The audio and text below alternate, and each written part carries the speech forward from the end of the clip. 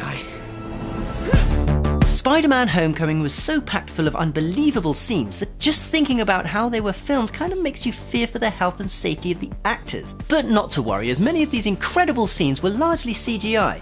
Hi, I'm Jamie Gutierrez from Fame Focus, and this is a VFX breakdown of Spider-Man Homecoming.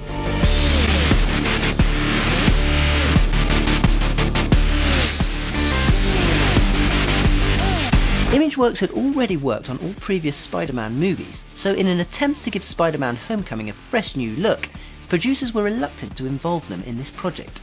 That is, however, until they saw how crazy good some of Imageworks' test material was. They created a computer-generated photoreal version of actor Tom Holland that looked and moved so convincingly that Tom and even the filmmakers thought it was real.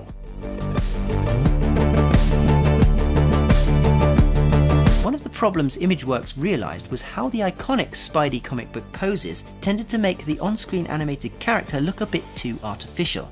To overcome this, Imageworks focused on all the wobbly bits of Tom's performance. They paid close attention to all the times Tom was off balance or slightly hesitant in a movement, adding imperfections to the animation and other details like being misaligned with the camera or not quite holding a pose correctly.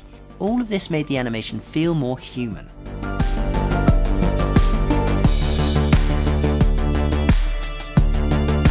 Imageworks also worked on the Vulture, who uses an exoskeleton with huge bird-like wings. However, for reference, Imageworks didn't actually use vultures, as you may have assumed. Instead, filmmakers wanted it to have more of a military steampunk look. So Imageworks took references from real jetpacks and other one-man flying machines. The end result was a bulky, heavy, powerful-looking exoskeleton.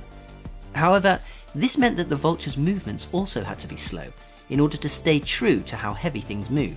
Remembering to slow down his animation went a long way in assuring he stayed grounded in reality.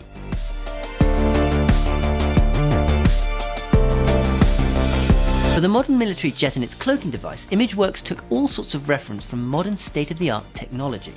Inspired by the real-world adaptive IR camouflage tank cloaking system from BAE Systems, the idea they came up with was covering the whole plane in a screen that projects a 360 image of its surroundings. But instead of using a plane-shaped TV screen, they decided to cover the whole thing in LED squares.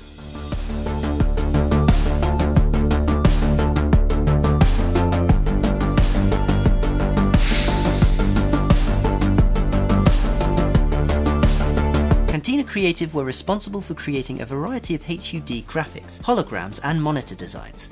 The HUD of Spider-Man was designed to be unique to the character, but still fit within the MCU, making sure to also include a reference to the famous Stark Industries technology. They faced similar animation challenges with the tracking hologram in Spider-Man's suit, Vulture's HUD, and other on-screen graphics. All had to fit with the film's design style, while also conveying specific story points.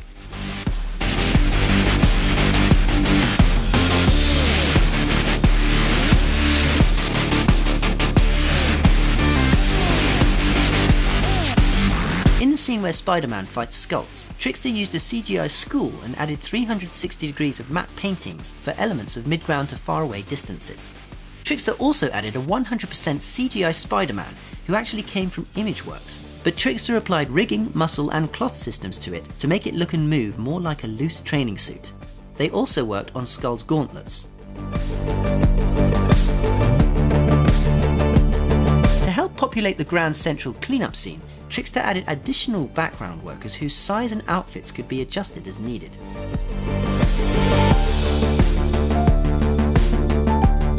For the Avengers compound, Trickster were given concept art that had previously been used for the Avengers compound, but in the end ended up remodeling it.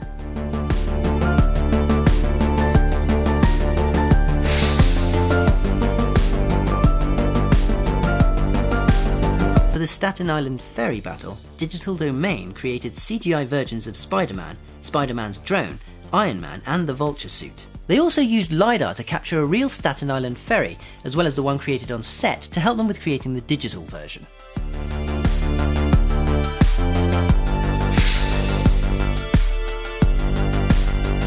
And finally, Method Studios did some amazing work creating the scenes from the Washington Monument sequence that weren't actually filmed on location, as they were not allowed to film on the real monument, which actually gave them more control over lighting and stunts. So instead they built very large chunks of it on set. Now before you go thinking, oh, they just filmed it on its side and then flipped it 90 degrees in post-production, they didn't. Instead it was filmed upright with Tom Holland supported on wires. However, they did have it just slightly pitched to make stunts a bit easier, but not enough to be noticeable.